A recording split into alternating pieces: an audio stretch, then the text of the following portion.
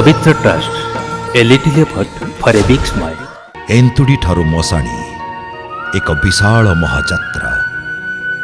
एई महायात्रा ही तो जीवन।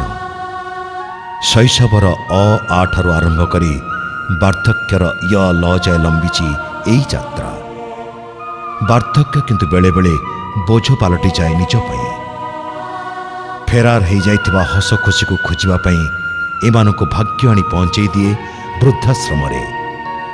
सेमिति एक वृद्धाश्रम श्रद्धा देखुचंती ए अंतेवासी मानंकु।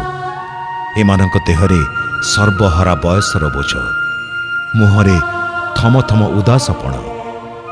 निजर लोह लहुकु निज भितरे लुचि रखिबार प्रचेष्टा एमानंकु भिन्न करिछि अन्य मानंक ठारू। नाती टोका आखि को निद फेरेबाकू जेउ आखि दिने सारा राति उजागर रहुथला, आज सेई आखिरे परस्त परस्त परल। तथापि कमिनी एमानकर आत्मविश्वास। एमानक पादरे आज भी अछि माइल माइल बाट चलिबार दम्भ। भांगी जाइथिबा अंटा, बोल मानु नथिबा शरीर बाधक साजी नांती एमानक पई। बरं एमानंकु बोझ भावी पदाକୁ फिंगी देइछंती एमानक परिवार लोके।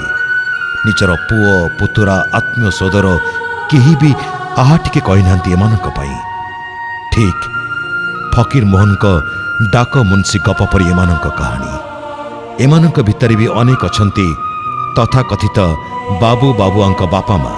बाबू सिना को शीतताप नियंत्रित कोठरी भितरे बिड़ा बिड़ा टंकार मालिक बनती, हेले बाबू बाबुआंकर एई बापा माँ माने किंतु कंसेई हातरे हड़ा बलद परी फिंगी दिया जाती पदाकू। सारा जीवन आम पाई निजको उजाड़ी देथिबा पूर्वसूरी मानक पई आमर कि महान कृतज्ञता। बापा आकाश, माँ बसुमती।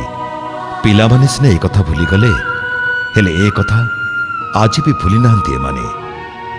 वृद्धाश्रमर परिवेश भितरे एमानकु भी भल लागेनी बसी खाइबा। किछि ना किछि कामरे व्यस्त रखंती निजको। दिने पुओटे पई शांतंक पाखरे निजर डीह बाड़ी बंधा देथिबा बाप निजको हजेई दिए ठोंगा तियारी कि रसी बलिला भली कामरे। कागज ठोंगार काम कौन जे? काम थिले डाइनिंग टेबुल, काम सरी गले नर्तमा। ठीक वृद्धाश्रमर अंतेवासींक जीवन भली। वृद्धाश्रमर फिनाइल तैयारी ठू आरंभ करी बाड़ी बगीचा काम सबुथिरे आगभर एमाने। घर नथिले कौन हैला, आश्रम तो अछि। बांटी नबु परस्परर दुख, पोछि दबु परस्परर लुह। जेतिकी दिन बंचिबु हस खुशी रे भल पाइबारे, एमिति एक संकल्प एमानकु देइछि बंचिबार दंभ। आमे भेटिथिलु सेमिति किछि अंतेवासींकु। आज दुख हेछि देहसुआ। सेइथिपाई तो सेमानक पई किछि फरक नहीं घर कि वृद्धाश्रम भितरे। झगड़ा झंझट सब खाଇବା ପିଇବା ଅଭାବ ଅନାଟନରେ ତାଙ୍କର ଝଗଡ଼ା ଏମିତି ଲାଗି ରହିଲା। କ'ଣ କରିବି, ତାଙ୍କର ମୋର ଘଡ଼ିଏ ପଡ଼ିଲେ ନା ରୋଷେଇବାସ ବନ୍ଦ କରିଦେଲେ, ମାଗି ଖାଇଲି, ସବୁ ଅସୁବିଧାର ସମ୍ମୁଖୀନ ହେଲି, ଯାହାଦ୍ୱାରା କି ବାଧ୍ୟ ହେଲି ଏଠିକି ଆସିବାକୁ। बेले बेले सात साधवाणीर सुना भौणी तपईर बनवास परी प्रतिष्ठित घरर परिजन माने भोगंती ए वार्धक्य जनित दुख को। दुख जाक मोर सुख जाक तांकर।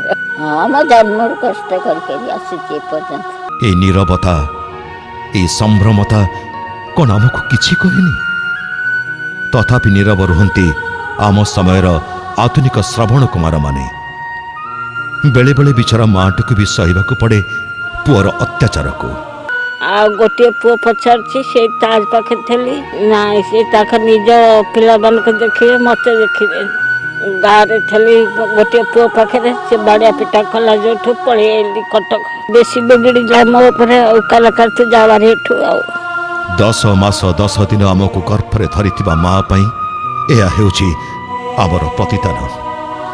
ये भी जड़े सेमिति भिन्न माँ।